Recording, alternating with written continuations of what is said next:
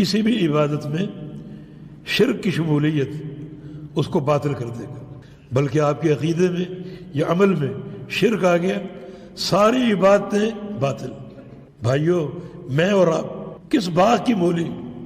اللہ اپنے انبیاء سے مخاطب، لو اشرکوا لحبط عنہم ما كانوا يعملون۔ یہ سارے نبی اگر یہ بھی شرک کر لیتے تو ان کے بھی سارے عمل ہم باطل اور رائگاں کر دیتے، سب برباد۔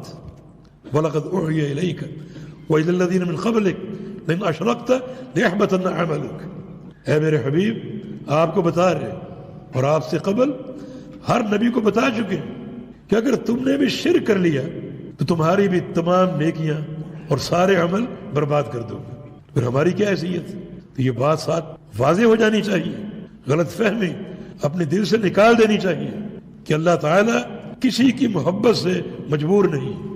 وہ اللہ جس نے اپنے نبی کو حبیب اللہ کہا ہے اور خلیل اللہ کہا ہے، وہی اللہ اپنے نبی کو بتا رہا ہے کہ اگر آپ نے بھی شرک کر لیا تو آپ کی تمام نیکیاں برباد کر دو گے۔ پھر ہماری کیا حیثیت؟ ہم کس زعم پر شرک کرتے ہیں؟ تو آپ اس حقیقت کو پہچانیں، لعل اللہ ان یخلصک من هذه الشبکہ، شاید اللہ تعالیٰ آپ کو اس جال سے نکال دے۔ الشبکہ وہ جال جو شکاری اپنے شکار پر پھینکتا ہے، جب وہ جال شکار پہ گر جاتا ہے تو وہ شکار اس میں پھنس جاتا ہے، پھر اس جال سے نکل نہیں پاتا۔ تو شیخ الاسلام نے یہ بڑی عظیم تشبیہ دی ہے کہ شرک کا جال اگر آپ پر پڑ گیا، آپ اس میں گر گئے اور وہ جال آپ کو گھیرے میں اگر لے گیا، بڑی مشکل ہوگی۔ جیسے وہ شکار اپنے جال سے باہر نہ نکل سکے گا اور پھر وہ شکاری کے ہاتھ آئے گا، شکار اس کو ذبح کرے گا۔ اسی طرح اگر شرک کا جال آپ پر پڑ گیا تو آپ برباد ہو جائیں گے اور تباہ ہو جائیں گے۔ تو وہ جال کیا ہے؟ وہ یہ شرک باللہ، اللہ تعالیٰ کے ساتھ شرک کا جال ہے۔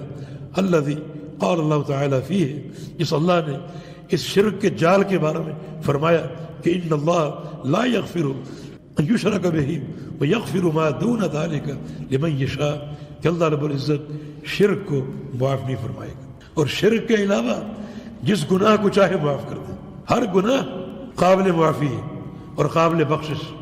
وہ ذات واسع المغفرہ ہے، وہ کہتا ہے لا تقنطوا من رحمت اللہ ان اللہ یغفر الذنوب جميعا، میری رحمت سے مایوس نہ ہونا۔ اس رحمت کے آثار میں سے یہ ہے کہ اللہ تعالیٰ تمام گناہوں کو معاف کرنے والا ہے، لیکن فرمایا کہ اللہ تعالیٰ شرک معاف نہیں کرے گا، اور شرک کے علاوہ جس گناہ کو چاہے معاف فرما دے۔